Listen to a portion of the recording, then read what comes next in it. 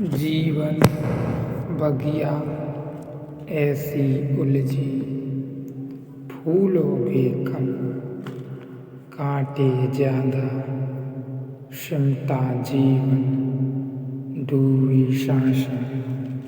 आना है तो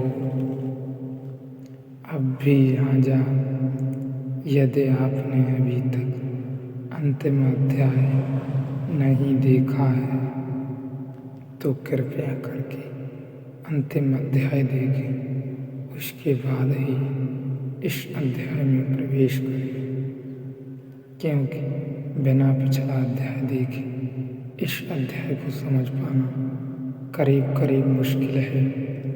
इसलिए ज्ञानी कहते हैं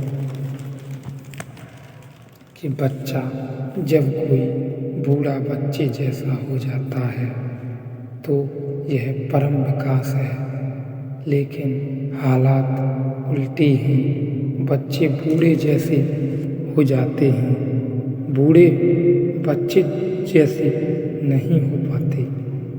बच्चे बूढ़े जैसे हो जाते हैं, बूढ़े बच्चों जैसे नहीं हो पाते।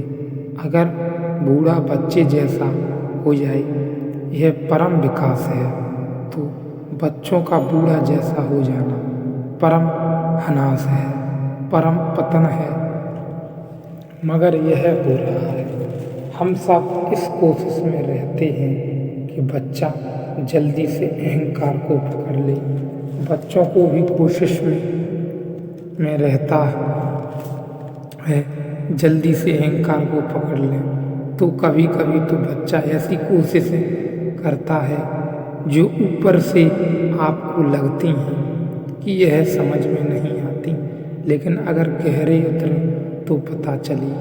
मैं एक दिन एक पोस्ट ऑफिस के पास से गुजरता था तो एक छोटे से बच्चे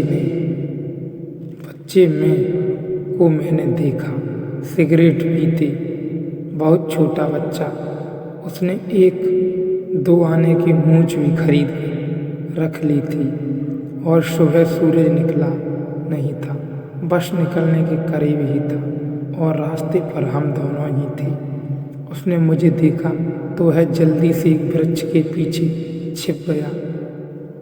मैं गया और उसने उसको कहा तो उसने जल्दी से अपनी मूंछ निकालकर अपनी सिगरेट बुझा ली और मैं उसके पिता को जाकर मिला तो देखा कि बात ठीक थी। पिता की मूंछ है और सिगरेट पीते हैं। पिताजी की भी मूंछ है और सिगरेट पीते हैं, तो यह लड़का बेचारा बड़ा होने का मजा ले रहा है। तो उसकी चाल देखने जैसी थी। जब वह मूंछ लगाकर और सिगरेट पीते चल रहा था, बाप बेटों को समझाते हैं कि सिगरेट मत पियो। चल रहा था, लेकिन उनको पता नहीं कि सिगरेट से सिर्फ धुआं नहीं मिलता, अहंकार भी मिलता है। क्योंकि सिगरेट जो है वह उम्र का प्रतीक हो गया है। बड़े लोग पीते हैं तो सिंबॉलिक हैं, प्रतीकात्मक हैं। सिर्फ बड़े ही पी सकते हैं।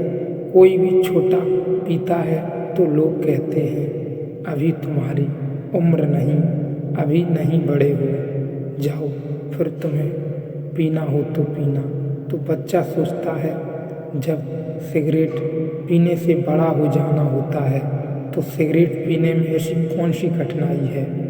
थोड़ी खांसी तकलीफ होती है, आँख में आंसू आते हैं, झेल लेंगे, थोड़े अभ्यास से ठीक हो जाएगा। तो बच्चे बड़े की कोशिश में तल्लीन होते हैं। वह अहंकार प्रकट हो रहा है, वह बढ़ेगा, वह फैलेगा। हमारा करना हमारा अहंकार है, लेकिन हमारा होना हमारी आत्मा है। होने का अर्थ है जो हम हैं ही, जिसे निर्मित नहीं करना होता, जिसे पाने के लिए कुछ नहीं किया हमने, जिसे बनाने के लिए कुछ नहीं किया। हम कुछ कर ही कैसे सकते हैं, क्योंकि वह तो हमारे सब करने के पहले है। अब उस मैं की बात शुरू होती है जिसका अर्थ है बीइंग, जिसका अर्थ है होना। इसलिए बात निषेधात्मक होगी, क्योंकि हम समझ ही न पाएंगे। हम उस मैं को समझते हैं जो कहता है यह मकान मेरा है, यह दुकान मेरी है, यह पद मेरा है। समझ लें जितना मेरा ज़्यादा हो उतना मैं बड़ा हो सकता हूँ। इसलिए जो कह सकता है यह राष्ट्र मेरा है, यह धर्म मेरा है, उसका मैं और बड़ा हो जाता है। आपके पास जमीन का छोटा सा टुकड़ा है तो निश्चित ही आप उससे बड़ा मैं नहीं बन पाएंगे। कैसे बनाएंगे? और एक के पास जमीन का बड़ा टुकड़ा है, एक के पास पूरा का पूरा देश की जमीन उसके कब्जे में है, निश्चित ही उसके साथ उसका मैं बड़ा होता जाएगा। मेरे का विस्तार कर्म का विस्तार है, मालकियत का उसके साथ ही मैं बड़ा होता है।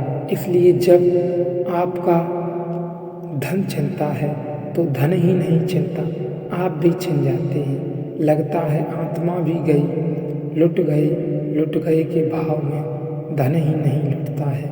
आप लुट गए क्योंकि आपका मेरा छीड़ हुआ, मेरा कटा, मैं भी मरा, उसके साथ तो हमारा जो झूठा मैं है उसका संबंध मेरा उसका राज्य साम्राज्य उसके बीच वह जीता है।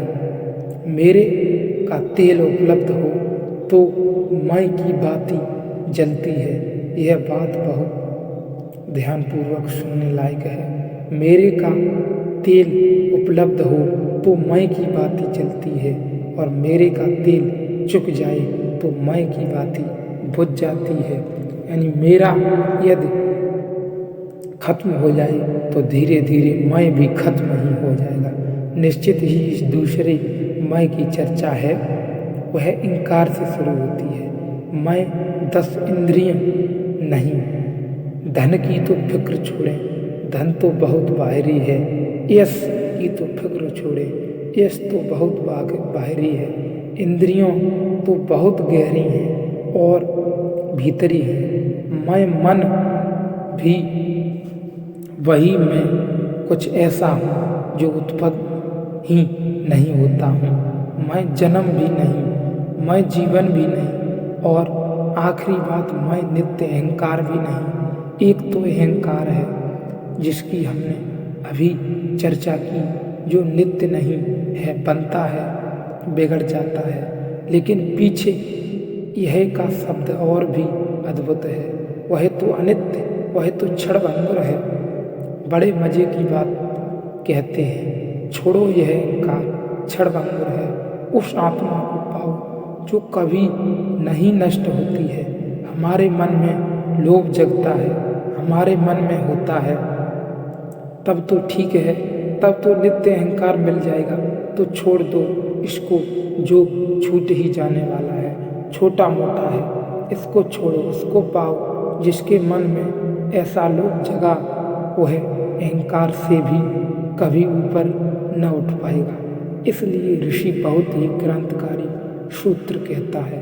वह कहता है यह जो मैं हूँ यह नित्य अहंकार भी नहीं। ऐसा मत समझ लेना कि यह ऐसा मैं है जो सदा रहेगा। मैं तो अनित्य ही होता है, नित्य मैं होता ही नहीं। मैं मिटता है, शून्य हो जाता है, फिर वहाँ कोई नित्य अहंकार नहीं बचता। लेकिन आम हमारा जो लोभग्रस्त मन है, अहंकार पीड़ित मन है, वह आत्मा को भी अहंकार की ही शुद्धतम स्थिति की तरह देखता है।